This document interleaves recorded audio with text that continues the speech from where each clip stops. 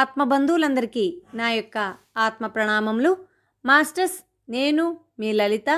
మిత్రులారా, ఈరోజు కూడా మనం మరికొంత జ్ఞానాన్ని గీతాయనం నుండి షేర్ చేసుకుందాం. మాస్టర్స్, ముందుగా మనం షేర్ చేసుకోబోతున్న జ్ఞానం 16వ అధ్యాయం దైవాసుర సంపద్విభాగ యోగం నుండి 17వ శ్లోకం. ఆత్మ సంభావితా స్తబ్ద ధనమానమధాన్వితాః యజంతే నామ యజ్ఞేస్తే దంభేనా విధిపూర్వకం. మాస్టర్స్, ఈ శ్లోకం యొక్క తాత్పర్యాన్ని ఇప్పుడు తెలుసుకుందాం. వాళ్ళు తమకు తామే గొప్పవాళ్లుగా భావిస్తూ సంపద దురభిమానాలతో మధోన్మత్తులై శాస్త్ర విరుద్ధమైన నామమాత్రపు యజ్ఞాలను ఆడంబరంగా చేస్తారు. మాస్టర్స్, ఇప్పుడు 18వ శ్లోకాన్ని మనం తెలుసుకుందాం.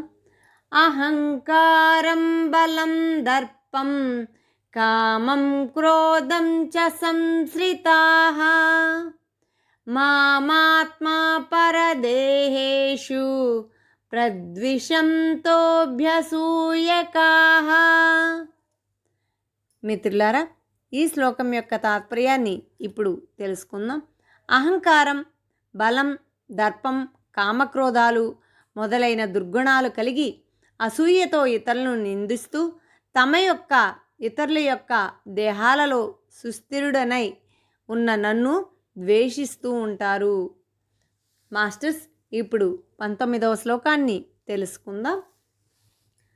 తాహనం ద్విషతః క్రూరాన్ సంసారేషు నరాధమాన్ క్షిపామ్యజస్రమశుభాః ఆసురీష్వేవ యోనిషు. మిత్రులారా, ఈ శ్లోకం యొక్క తాత్పర్యాన్ని ఇప్పుడు తెలుసుకుందాం. నన్ను ద్వేషించే క్రూరులు పాపులు అయిన నరాధములకు తిరిగి తిరిగి అసుర జన్మల్నే కలగజేస్తాను.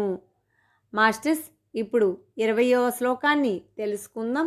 ఆసురీం యోనిమాపన్నా మూఢా జన్మని జన్మని మామ ప్రాప్యైవ కౌంతేయ తతో యాంత్యధమాం గతిం. కౌంతేయ, అలాంటి మూర్ఖులు ప్రతి జన్మలోనూ అసుర శరీరాలనే పొంది ఎప్పటికీ నన్ను చేరలేక అంతకంతకు నీచమైన జన్మల్లో పడిపోతూ ఉంటారు అనేది ఈ శ్లోకం యొక్క తాత్పర్యం. మాస్టర్స్, మిత్రులారా, ఇప్పుడు 21వ శ్లోకాన్ని తెలుసుకుందాం. త్రివిధం నరకస్యేధం ద్వారం నాశనమాత్మనః కామః క్రోధస్తథా లోభః తస్మాదేతత్త్రయం త్యజేత్. మాస్టర్స్, ఈ శ్లోకం యొక్క తాత్పర్యాన్ని ఇప్పుడు తెలుసుకుందాం.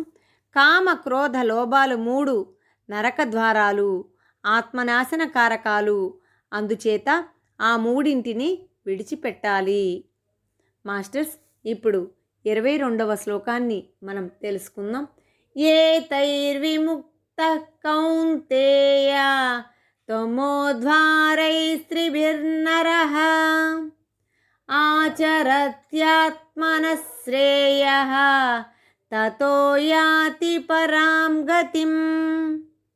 కౌంతేయ, నరక ద్వారాలైన కామ క్రోధ లోభాలను వదిలిన వాడే శ్రేయస్కరమైన కర్మలను చేస్తూ మోక్షాన్ని పొందుతున్నాడు అనేది ఈ శ్లోకం యొక్క తాత్పర్యం. మాస్టర్స్, మిత్రులారా, ఇప్పుడు 23వ శ్లోకాన్ని మనం తెలుసుకుందాం. యశాస్త్ర విధి మృత్యుజ్య వర్తతే కామకారతః న స సిద్ధిమవాప్నోతి న సుఖం న పరాం గతిం. మాస్టర్స్, ఈ శ్లోకం యొక్క తాత్పర్యాన్ని ఇప్పుడు తెలుసుకుందాం. శాస్త్రోక్త విధులను వదిలిపెట్టి ఇష్టం వచ్చినట్టు ప్రవర్తించే వాళ్లకు సిద్ధి గాని, వేదశాస్త్రాలను అతిక్రమించే స్వేచ్ఛాచార పరాయణులకు సుఖంగానే మోక్షంగానే లభించవు. మాస్టర్స్, ఇప్పుడు 24వ శ్లోకాన్ని తెలుసుకుందాం. తస్మాచ్చాస్త్రం ప్రమాణం తే కార్యకార్య వ్యవస్థితౌ జ్ఞాత్వా శాస్త్రవిధానోక్తం కర్మ కర్తుమిహార్హసి. మాస్టర్స్, ఈ శ్లోకం యొక్క తాత్పర్యాన్ని ఇప్పుడు తెలుసుకుందాం. కనుక యుక్తాయుక్త విచక్షణకై వేదశాస్త్రాలే నీకు ప్రమాణం. వాటిలో చెప్పబడిన ధర్మాలనే బాగా తెలుసుకొని అటువంటి కర్మల్నే ఆచరించాలి. మాస్టర్స్, ఇప్పటి వరకు కూడా మనం ఎలాంటి కర్మలను ఆచరించాలి అన్న చక్కటి జ్ఞానాన్ని మనం తీసుకున్నాం కదా మాస్టర్స్. ఓం తత్సత్ ఇది శ్రీ మద్భగవద్గీతాసు ఉపనిషత్సు బ్రహ్మ విద్యాయాం యోగశాస్త్రే శ్రీకృష్ణార్జున సంవాదే దైవాసుర సంపద్విభాగ యోగో నామ షోడశోధ్యాయ. ఇప్పటి వరకు కూడా మనం అద్భుతమైన జ్ఞానాన్ని తెలుసుకున్నాం కదా. మరి ఈ జ్ఞానమంతా కూడా మనలో మరింతగా పెంపొందుతూ ఆ జ్ఞానం అందరికీ మనం పంచుతూ ఆనందంగా జీవిద్దాం మాస్టర్స్. మిత్రులారా, మరిన్ని వీడియో నోటిఫికేషన్స్ కోసం ఈ ఛానల్ని సబ్స్క్రైబ్ చేయండి, లైక్ చేయండి, షేర్ చేయండి. Thank you very much.